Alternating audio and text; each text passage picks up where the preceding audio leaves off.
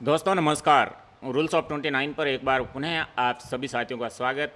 दोस्तों काफ़ी लंबे समय के बाद में हम आपके सामने मुखातिब हैं। वीडियो में आगे बढ़ने से पहले आपसे निवेदन करते हैं कि अब तक आपने हमारे चैनल को सब्सक्राइब नहीं किया है तो प्लीज़ चैनल को सब्सक्राइब करें और अपने दोस्तों के बीच में साझा करें। और आपकी वीडियो को लेकर के क्या प्रतिक्रिया है निश्चय ही आप कमेंट बॉक्स में अपनी प्रतिक्रिया हम तक पहुँचाइए, अन्य लोगों तक पहुँचाइए। दोस्तों बात करेंगे आज हम आपके चहेते नेता हनुमान बेनीवाल के बारे में और रेवतराम डांगा के बारे में। दोस्तों पिछले एक साल की बात करें यानी कि उपचुनाव के बाद की अगर हम बात करें तो उपचुनाव के नतीजे क्या थे वो आप सबको मालूम है। जिस तरह से हनुमान बेनीवाल खिंवसर से एक लंबे समय के बाद में, लंबे अंतराल के बाद में चुनाव हारे, उसके बाद में ऐसा लग रहा था कि पिछले एक साल का अगर हनुमान बेनीवाल का आप लेखा जोखा लेंगे, उनका कार्यक्रम अगर आप देखेंगे तो बहुत कम हनुमान बेनीवाल सक्रिय नजर आए। और उस तरह से हनुमान बेनीवाल लोगों के बीच में नहीं गए जिस तरह के नेता हनुमान बेनीवाल जाने जाते हैं।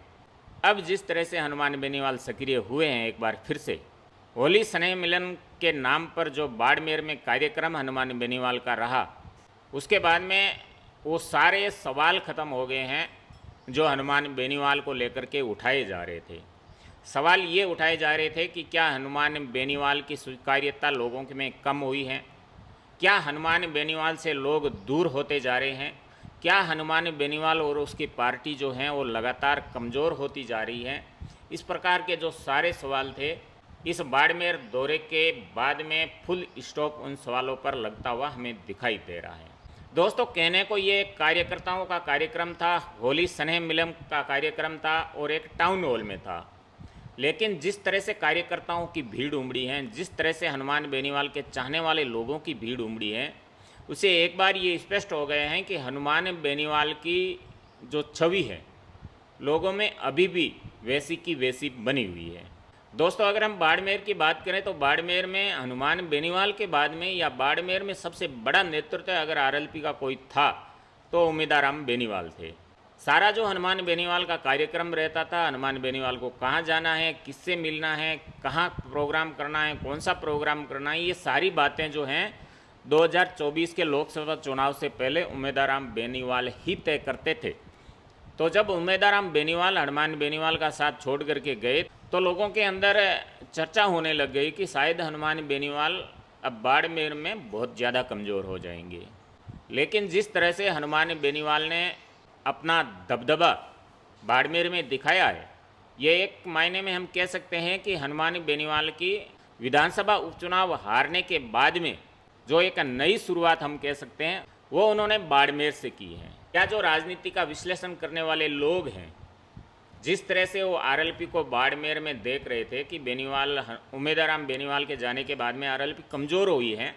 तो हनुमान बेनीवाल इस दौरे से ये साबित करना चाहते हैं, उन लोगों को ये जवाब देना चाहते हैं कि आरएलपी कार्यकर्ताओं के बेस पर चलने वाली पार्टी है और आरएलपी के जो कार्यकर्ता हैं वो आम कार्यकर्ता हैं जो गांव और ढाणियों में निवास करते हैं और वो हनुमान बेनीवाल को अपना आइडल मानते हैं। हो सकता है बहुत सारे लोगों को हनुमान बेनीवाल का जो राजनीति करने का तरीका है, बोलने का, संवाद स्थापित करने का जो तरीका है, वो बहुतों को रास नहीं आता होगा, लेकिन इसी बात के जो हनुमान बेनीवाल के कार्यकर्ता हैं वो इस नेता के दीवाने हैं। और जिस तरह से भीड़ उमड़ी है, जिस तरह से 20-20 से डीजे आगे चल रहे हैं, सैकड़ों गाड़ियों का काफिला हनुमान बेनीवाल के साथ चल रहा है, जो कि हनुमान बेनीवाल की पहचान रही है, उसमें किसी प्रकार की कोई कमी देखने को नहीं मिली। और जिस तरह का जोश लोगों में देखने को मिला वो ये दर्शाता है कि आरएलपी आज भी लोगों के दिलों में जिंदा है। भले ही चुनाव आरएलपी हार चुकी है, आरएलपी का आज कोई विधायक राजस्थान की विधानसभा में है नहीं, लेकिन अगर आप पूरे राजस्थान भर की बात करेंगे तो आरएलपी का जो वोट प्रतिशत है वो पिछले विधानसभा चुनाव में बढ़ा है। तो इससे ये तो बात तय है कि आरएलपी का वोट हर विधानसभा में बढ़ता हुआ हमें नज़र आ रहा है। और दोस्तों हनुमान बेनीवाल का जो बाड़मेर का दौरा था, उससे एक दिन पहले जो रेवतराम डांगा है, जिन्होंने खिंवसर से हनुमान बेनीवाल की पत्नी को चुनाव हराया था, उनका एक बयान निकल करके सामने आया था। रेवतराम डांगा का बयान हनुमान बेनीवाल को लेकर था और अपनी ही सरकार को लेकर था, अपने ही नेताओं को लेकर के था। रेवतराम डांगा ने एक पत्र लिखा है जो भजनलाल शर्मा को लिखा है, मुख्यमंत्री राजस्थान को लिखा है। पत्र में रेवतराम डांगा ने ये जिक्र किया है, अपना दर्द मुख्यमंत्री को बताने की कोशिश की है कि मेरे तमाम प्रयासों के बाद भी आज भी एएन वो लगे हैं जो हनुमान बेनीवाल की पसंद है, तहसीलदार भी वही पोस्टेड हैं जो हनुमान बेनीवाल की पसंद है, यहाँ तक कि मैं पटवारी तक का ट्रांसफ़र नहीं करवा सकता हूँ, ग्राम सेवक तक का ट्रांसफ़र जो है वो मेरी इच्छा से नहीं हो रहा है। मैंने तमाम प्रयास किए हैं, इन कर्मचारियों के, इन ऑफिसरों के ट्रांसफ़र करवाने के प्रयास किए हैं, मैंने कई बार मंत्रियों को लिखा है, लेकिन हनुमान बेनीवाल बीजेपी के साथ में भी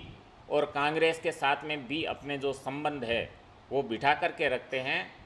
ताकि अपने काम निकाले जा सके। ये आरोप रेवतराम डांगा का है। ये जो दर्द है रेवतराम डांगा का, ये स्पष्ट रूप से देखने को मिला, क्योंकि रेवतराम डांगा भी हम जानते हैं कि प्रशासनिक अनुभव बहुत कम है। पहली बार चुन करके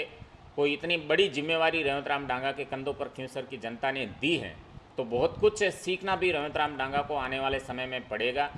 और खींवसर के विकास के लिए रेवतराम डांगा अपनी सरकार के साथ में मिल करके किस तरह से आगे बढ़ते हैं, ये भी देखने वाली बात होगी। और जब इस बात को लेकर के मीडिया के लोगों ने, पत्रकार लोगों ने हनुमान बेनीवाल से सवाल किया कि रेवतराम डांगा इस प्रकार का एक पत्र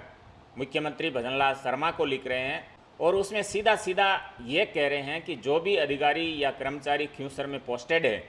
वो हनुमान बेनीवाल के चाहते हैं और हनुमान बेनीवाल जिसको चाहते हैं उनको खींवसर में रखते हैं, बाकियों का ट्रांसफ़र करवाते हैं। जब इस प्रकार की बात हनुमान बेनीवाल से पूछी गई तो हनुमान बेनीवाल ने स्पष्ट तौर पर कहा कि सरकार उनकी है, विधायक उनका है, मंत्री उनके हैं, मैं उसमें क्या कर सकता हूँ, ये उनका अंदरूनी मामला है। और जब रेवतराम डांगा के बारे में मीडिया के लोगों ने बार बार सवाल को दोहराने का प्रयास किया तो फिर हनुमान बेनीवाल ने कहा कि ये जो शख्स हैं, यानी कि रेवतराम डांगा को लेकर के कहा कि ये जहाँ रहता है वहाँ वो इसी प्रकार की हरकत करता है, जहाँ जहाँ ये शख्स रहा है, यानी रेवतराम डांगा को वो कह रहे थे कि ये रेवतराम डांगा जहाँ जहाँ जिस जिस जगह पर रहे हैं उनके खिलाफ रेवतराम डांगा लंबे समय से आवाज़ उठाते हैं, चाहे वो किसी के साथ में रहे, ये उनकी पुरानी आदत है। इस प्रकार से कह कर के भी हनुमान बेनीवाल ने एक बड़ा हमला बोला है। दोस्तों, अब जो दौरा हनुमान बेनीवाल का बाड़मेर का रहा है, इसको लेकर के भी अलग अलग कयास लगाए जा रहे हैं, क्योंकि अब आने वाले समय में राजस्थान में पंचायती राज के चुनाव होने हैं और पंचायती राज के चुनाव में आप सबको मालूम है कि आरएलपी एक अच्छा बेस रखती है राजस्थान में, क्योंकि आरएलपी के जितने भी वोटर हैं, जितने भी सपोर्टर हैं, ज़्यादातर ग्रामीण इलाकों से आते हैं। और पंचायती राज के चुनाव में आरएलपी किस तरह से अपना जो कह सकते हैं कि खोई हुई ज़मीन दोबारा से हासिल करती हैं, क्योंकि एक समय था जब आरएलपी के पास में 4-4 विधायक हुआ करते थे। अब उस ज़मीन को आरएलपी पंचायती राज के चुनाव के जरिए किस तरह से हासिल करती हैं, ये भी देखने वाली बात होगी। और क्या हनुमान बेनीवाल ने अभी से पंचायती राज चुनाव की तैयारियां शुरू कर दी हैं, क्योंकि जिस तरह का उनका दौरा रहा, जिस तरह के बयान निकल करके सामने आए, उससे तो स्पष्ट होता है कि हनुमान बेनीवाल ने अभी से पंचायती राज और नगर निगम, नगर परिषद के जो चुनाव होंगे आने वाले दिनों में, उसकी तैयारियां शुरू कर दी हैं। अब जनता आरएलपी के साथ में किस तरह से जुड़ करके आरएलपी को कहां तक पहुंचाती है, ये देखने वाली बात होगी। दोस्तों, आपने अपना कीमती समय दिया, उसके लिए बहुत बहुत आभार। अपनों का ख्याल रखते हुए हमसे जुड़े रहिएगा। और एक बार पुनः आपसे निवेदन करते हैं कि चैनल को अब तक आपने सब्सक्राइब नहीं किया है तो प्लीज़ चैनल को सब्सक्राइब करें। धन्यवाद।